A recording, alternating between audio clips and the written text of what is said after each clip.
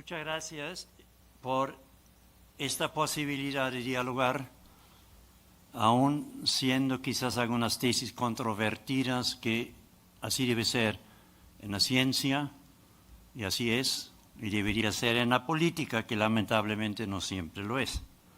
Es la gran diferencia entre ciencia y política, pero qué bueno que nos podemos encontrar aquí de ambos lados del espectro de transformar la realidad. Primero quisiera transmitirles el saludo del profesor Huang Gang, uno de los más destacados arquitectos de ese milagro chino, un científico a nivel mundial, de primer nivel, y él agradece al señor embajador, a la señora secretaria, a Ismael, a todos ustedes, la posibilidad de estar aquí. Yo me agrego, por supuesto, a ese agradecimiento de una manera personal. Después de mi ponencia vamos a ver el video que amablemente envió el profesor Huang Gang. Cuando acordamos que yo diera una breve semblanza del libro, yo vi que eso no era una cosa fácil, porque de hecho es un libro tanto científico como político. Y ciencia hoy día no es algo que la gente quisiera estudiar a fondo, cuando más se trata de ciencias del siglo XXI. Teorías de la complejidad, teoría del caos, física relativista, todo esto. Y eso es uno de los grandes déficits de los parlamentos en el mundo, como voy a decir al rato, que explica en parte la miseria de la situación mundial, donde abogados, políticos, lobbyistas, etcétera, deciden el destino de la humanidad. Y la ciencia esencialmente está en la sombra. Y los pocos asesores científicos que tienen no deciden. Pero voy a volver a esto. Entonces yo decidí llamar a esa breve ponencia 10 tesis sobre el milagro chino y su replicabilidad en América Latina. Ustedes se han dado cuenta que es una especie de nueva mantra en la política de gobiernos progresistas. Dice, vamos a emular ese milagro chino y vamos a repetirlo en nuestros países, pero hay que ser realista. En primer lugar, no hay milagros en el mundo, en la Biblia sí, pero en el mundo real no hay milagros, mucho menos desde el punto de vista científico. Y cuando se habla como metafóricamente del milagro chino, hay que entender cuáles son las condiciones que permitieron ese asombroso salto cualitativo, ese cambio de fase en la política mundial, que ahora ha logrado que Washington va a quedar uno de los centros policéntricos del sistema mundial, pero ya no el monopólico, el dominante y el que no respeta el orden mundial. La primera tesis que yo quiero extraer de ese libro, que deberían estudiar tanto los que quieren entender la complejidad de la evolución actual desde el punto de vista conservador, desde el punto de vista liberal o desde el punto de vista socialista revolucionario, porque en el fondo es la metodología que Karl Marx y Engels hace 200 años expusieron en el Manifiesto Comunista, que era la metodología para pensar una sociedad diferente para el siglo XIX. La izquierda de hoy no ha entendido esto. La izquierda de hoy quiere explicar la actualidad con los modelos del siglo XIX y eso no funciona. La historia es muy valuable. El presidente AMLO tiene razón en insistir en eso. Es muy valuable, pero solo si se interpreta a la luz de las ciencias actuales. No puedes transformar el mundo con los paradigmas del siglo XIX. Tú tienes que entender esto a la luz del siglo XXI. Esta es la gran primera lección de experimento chino, es que metodológicamente, epistemológicamente, en la política y la ética, la lección es que para transformar el mundo hay que verlo con los ojos de la ciencia, por supuesto de la ética, pero lo cognitivo es primero, que es la ciencia, y lo ética es la guía de lo que se puede y debe de hacer. con el realismo de la ciencia moderna y después con el realismo del common sense, del sentido común, en este orden. O sea, para decirlo en inglés, no nos ayuda neither hate, propuestas fascistas que vemos en Estados Unidos y otras partes, neither hate nor fake, las mentiras liberales que tienen poco que ver con la realidad del mundo, no dogmas teológicos o de cualquier otro tipo para transformar el mundo. Si queremos realmente transformarlo en sentido progresivo, entonces necesitamos entenderlo. Es como cuando vas con el médico, si el médico se equivoca con el diagnóstico, no va a funcionar la terapia. Es el mismo problema metodológico. Segunda tesis, el mundo actual es en términos científicos un sistema complejo, adaptivo, a complex adaptive system, como se usa en la física. Y eso vale para todos sus subsistemas, las sociedades, los estados, los partidos políticos, los sindicatos. Casi toda la materia prima, que es el trabajo cotidiano de los decisores políticos, es constituido por sistemas adaptivos complejos, es decir, por sistemas no lineares, poco previsibles. Y estos sistemas se caracterizan por una interacción, una dialéctica entre el orden y la indeterminación, o si ustedes quieren, el orden y el caos. Es decir, en todo sistema existente hay un orden establecido y hay un orden emergente, y esa dialéctica de opuestos es inevitable de parar porque expresa la única constante que existe en el universo, que es el movimiento.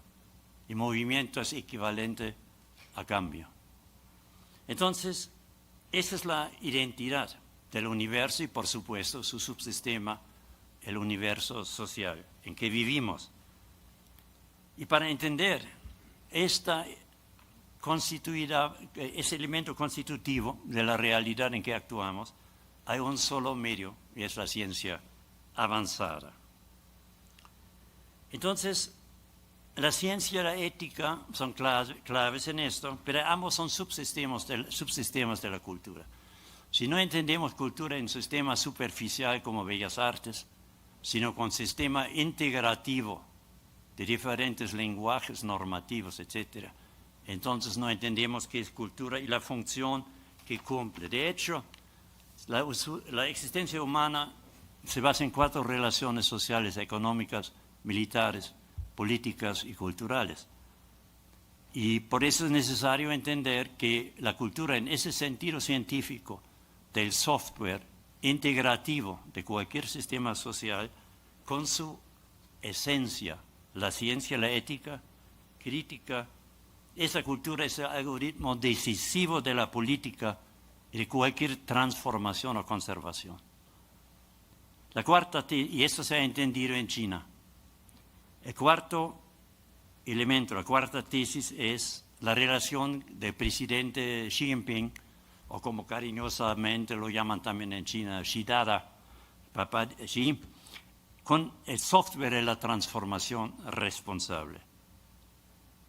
Xi ha definido los 5 vectores del éxito del milagro chino de la siguiente forma. Él ha dicho: para hacer una política exitosa en bien del pueblo y de la nación, se necesita A, conocer la realidad nacional del momento, la contemporánea; B, la realidad nacional histórica; C, hay que tener una gran cultura general, por eso sus constantes referencias a los 2000 años de cultura china; y hay que tener las ciencias más avanzadas de la humanidad, desde Sun Tzu hasta la física cuántica y la teoría del caos del siglo XXI. Y esto, por supuesto, está y tiene que estar vinculado al compromiso del bien común de las mayorías y el bien de la nación.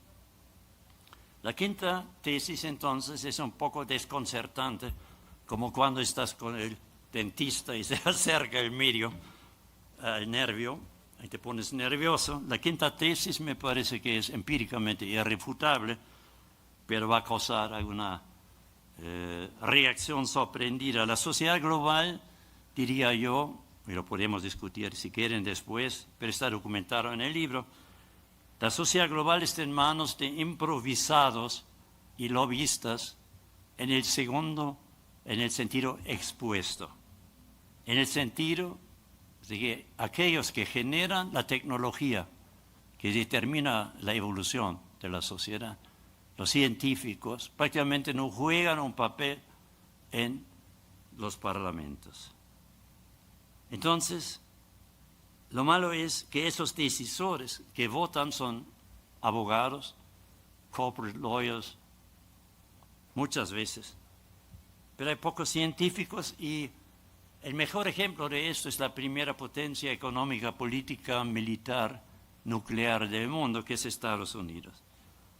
Si ustedes analizan las investigaciones del US Congressional Research Service, que es un branch, que es una rama del Congreso estadounidense, sobre la composición del Parlamento que encabeza Biden de alguna forma, es así que 97% de los miembros del Congreso, o sea, diputados y senadores, profesan una afiliación religiosa cristiana en ese caso.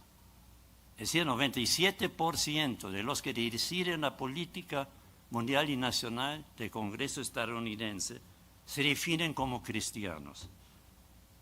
Y un número insignificante son científicos.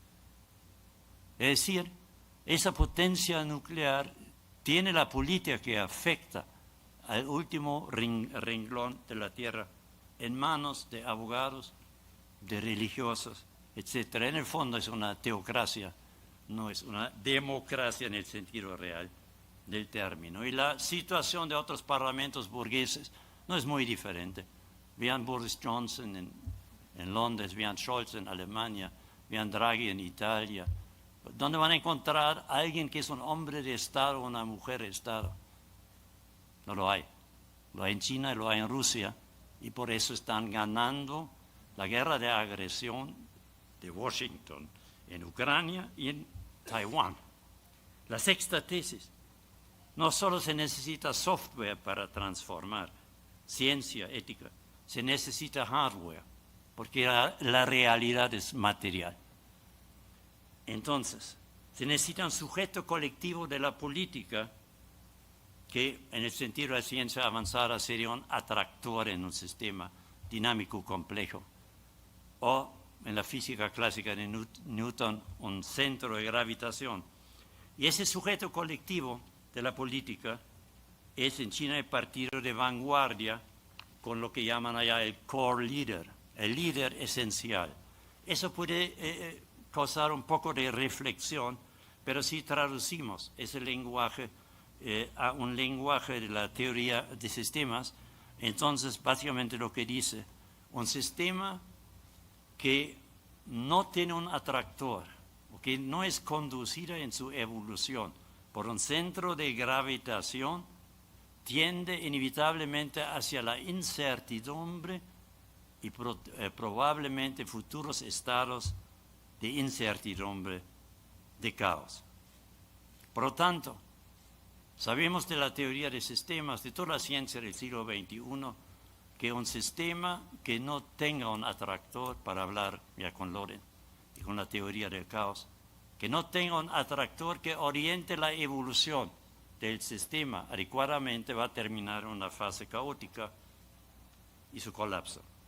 Séptima tesis, todo esto, esa complejidad, me hizo pensar que escribir un libro sobre China no es suficiente hablar de la teoría del imperialismo clásico de Lenin, por ejemplo, o de la economía política de Marx, y tampoco de los proyectos de la geopolítica, que en términos generales son descriptivos y superficiales. Pero no es analítico, no es científico realmente lo que tenemos allá. Y entonces decidí construir un nuevo paradigma que algunos han definido como el nuevo paradigma científico de la geopolítica transdisciplinaria, que sería un reflejo de esa complejidad del mundo que vivimos actualmente. Octava tesis, La sociedad humana sigue siendo una realidad gobernada por las leyes de la biosfera. Bueno, ahí obviamente está Darwin, está Newton, está Marx, está Sun Tzu, Lorenz, etc. Pero la esencia obviamente está en la formulación de Charles Darwin, survival of the fittest. Cualquier sistema biológico está sometido a la necesidad de reproducción y defensa de su hábitat. Y eso es survival of the fittest, el más adecuado a los cambios. Y solo los subsistemas sociales que entienden esto, porque la sociedad es un subsistema de esa ley de la biosfera, que es determinante como es la ley de la gravitación en el mundo físico. Y solo los subsistemas, gobiernos, estados, sindicatos, políticos, militares, que entiendan esa legalidad de la evolución social, cumplen con su deber de evitar las catástrofes que estamos viviendo en el mundo. Esa es la función esencial de la vanguardia política y de su core leader. Tú necesitas un sistema estructurado, consistente, con claros objetivos, y tú necesitas un centro de gravitación, un atractor en ese sistema si quieres realmente cambiar las cosas. Penúltima tesis, novena. Para decirlo categóricamente en términos de la teoría de sistemas, la relación entre los subsistemas y el metasistema decide lo que puede hacer el subsistema. Y lo pueden ver a nivel mundial. Una potencia tan increíblemente poderosa como Estados Unidos no puede hacer lo que quiera ya en el mundo, porque es un subsistema del sistema mundial donde China, Rusia y otras potencias emergentes tienen suficiente poder ahora para decir, vamos a redefinir las reglas del sistema mundial de la humanidad. Es decir, todos esos sistemas nacionales, regionales, globales, dependen del sistema global superior, la sociedad global. Y eso es lo que se está decidiendo en Taiwán y en Ucrania. El futuro de la organización política, de la gobernanza de la humanidad, de 8.000 millones de seres humanos. Y finalmente, los ejemplos de esto son muy claros. El otro día me preguntaron en una entrevista de Global Times de China, ¿cuáles eran los logros más impresionantes de China a mi juicio? Yo podría mencionar el COVID-19. Con 1.4 mil millones de personas tienen 5.000 muertos. Estados Unidos, 330 millones, tiene más de 1 millón.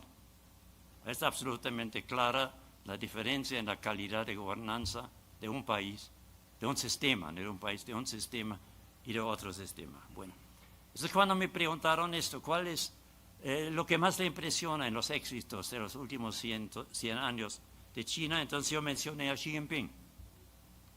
Yo decía, lo increíble era que Xi, que es un gran científico, un científico significa entender las relaciones de causalidad o dependencia de la realidad porque te permiten proyectar lo que va a ser el futuro.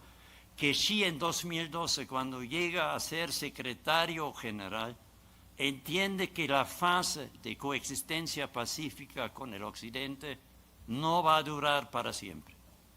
En 1978, Deng Xiaoping, en la política de reforma y apertura, proyectó la coexistencia y cooperación con Washington para avanzar el país.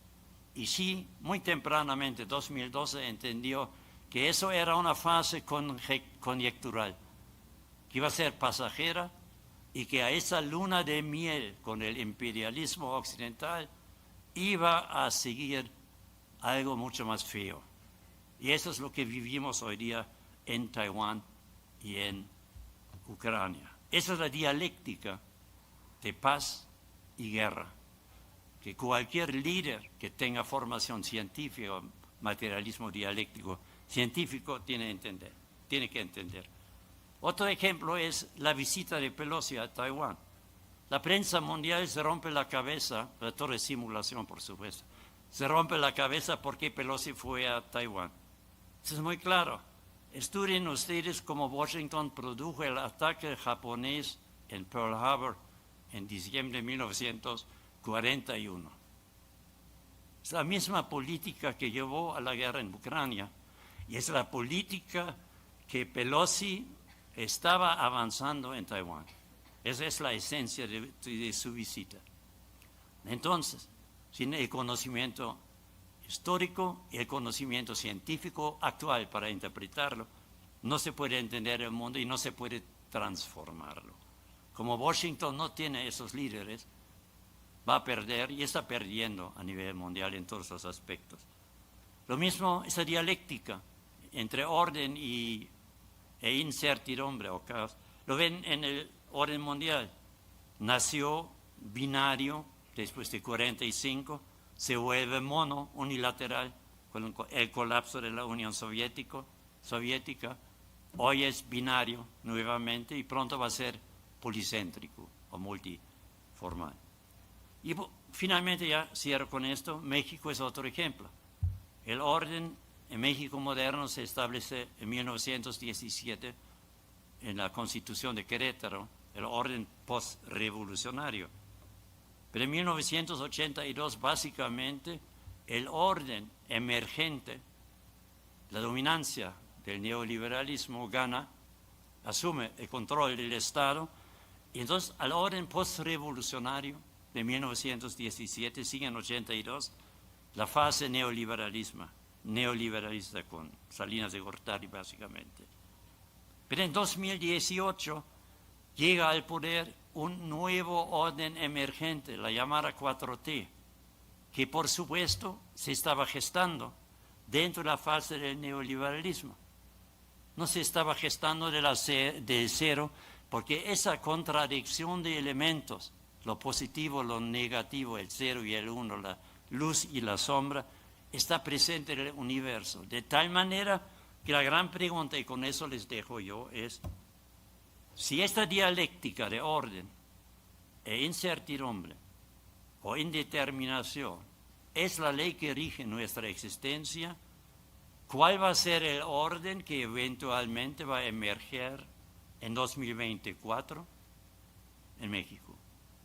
Porque tenemos la secuencia de postrevolucionario, neoliberalismo, cuarta transformación y 24 y adelante ¿qué? Bueno, muchas gracias. Fuerte abrazo.